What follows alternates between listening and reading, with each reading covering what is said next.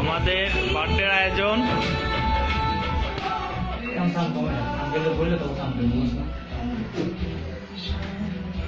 অ্যারেঞ্জমেন্টে আছে আমাদের বড় ভাই আমান, পাশাপাশি সহযোগিতায় আছে আমাদের মঞ্জু ভাই, তার পাশে আছে মহিবুল্লাহ ভাই।